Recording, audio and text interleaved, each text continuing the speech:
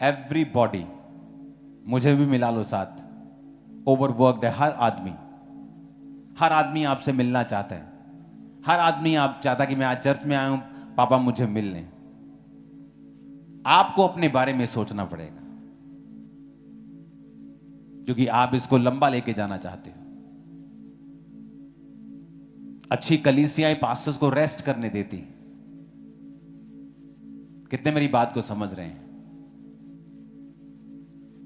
Rest, पाप से खत्म करके परमेश्वर के साथ रेस्ट, उसकी प्रेजेंस में जाएंगे जब आप मेंटल रेस्ट में चले जाएंगे, स्पिरिचुअल रेस्ट में चले जाएंगे, बिकॉज आप उसके प्रोमिसेस को याद करेंगे, आप उसके वचन को याद करेंगे। जब डेविल आपको टॉर्मेंट करने की कोशिश करेगा, आप रेस्ट में होंगे, क्योंकि आपको उसके प्रॉमिस याद आएंगे। और याद रखो, शैतान आपकी रेस्ट से लड़ेगा। इंडिया में लोग रेस्ट नहीं, मोस्टली फॉरेन की कंपनियां इंडियंस को क्यों रखना चाहती हैं? क्योंकि इंडियंस ऐसे हैं जो आपको अपने वर्किंग आवर्स के बाद भी ईमेल का जवाब दे देंगे। उनके ब्लड के अंदर है काम करना, ओवरवर्क करना, डबल ड्यूटी करना, रात की शिफ्ट, सुबह की शिफ्ट। इंडियंस बहुत से हैं जो काम करते हैं फॉरेन में, सुबह शिफ्ट करते, रात को शिफ्ट करते, पैसों के लिए। उनमें वर्क कल्चर है, उनमें रेस्ट कल्चर नहीं है। और देखो इंडियंस की जो आयु है कितनी कम हो गई है।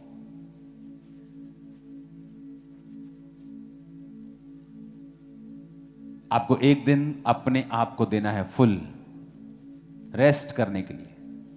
उसमें आप वर्शिप कर सकते हैं, आप चर्च जा सकते हैं, लेकिन कोई काम नहीं, कोई स्ट्रेस नहीं। रेस्ट, प्रेयर, पाप से आजादी, परमेश्वर की प्रेजेंस में जीना। क्योंकि जीसस ने, यहोवा पिता ने नूह को चुना, जिसका मतलब था रेस्ट। आप स्पिरिचुअली रेस्ट में हैं, आप सॉर्टेड आउट हैं, अंदर से सॉल्व हो चुका है सब। परमेश्वर आपको ज्यादा इस्तेमाल करेगा।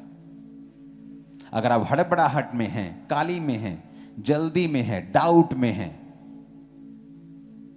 बहुत कम चांसेस हैं आपके परमेश्वर आपको यूज करें। तो बहुत जल्द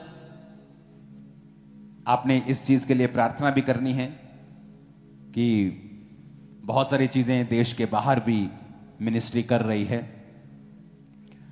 और बहुत जल्द मैं फिर अमेरिका में चला जाऊंगा कुछ देर के लिए, कोई ऑफिशियल मीटिंग्स के लिए, कुछ और कामों के लिए, क्रूसेड्स के लिए, कनाडा में क्रूसेड्स के लिए।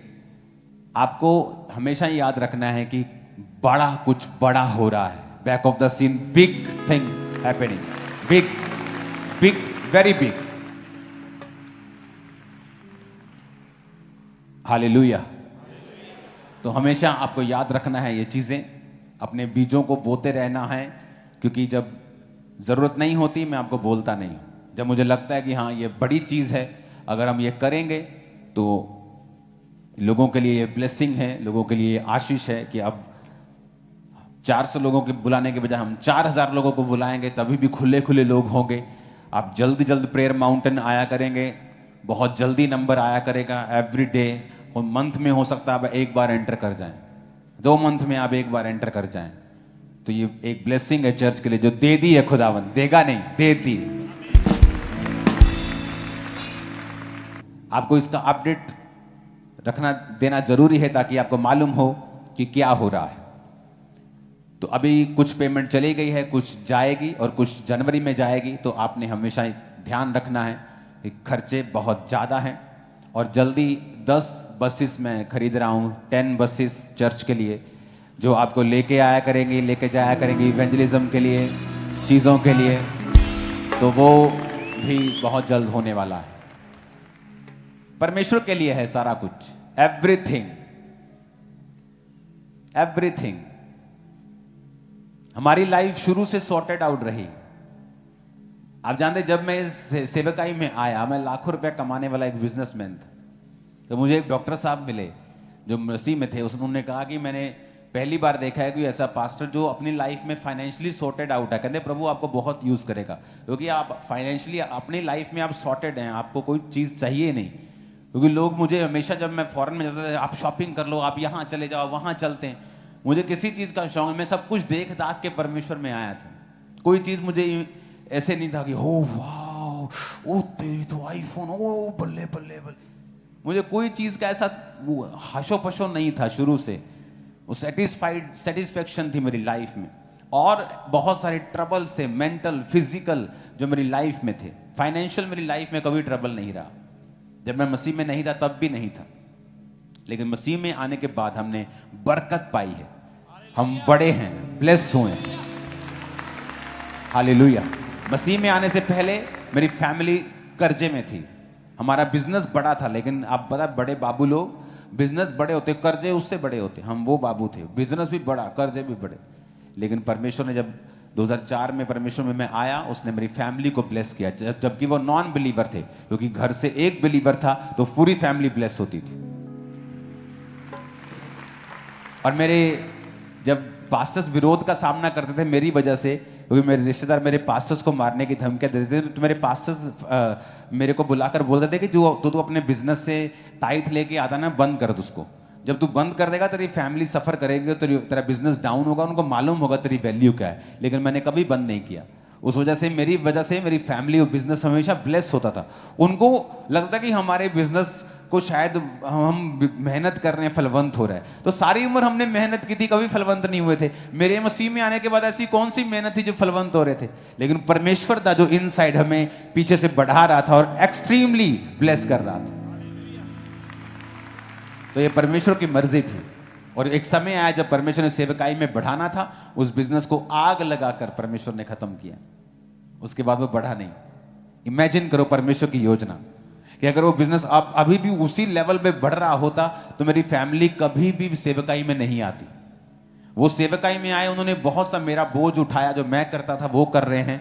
तो मैं सेवा में ज्यादा समय दे पा रहा हूं और ज्यादा समय आपको दे पा रहा हूं, परमेश्वर को दे पा रहा हूं। गॉड का आइडिया देखो, वो मास्टर प्लानर है। तारीफ करो जोर से।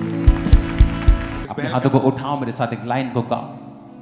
हम प्रस्तिश करते हैं रूह सच्चाई से, रूह की मदद से और गहराई से।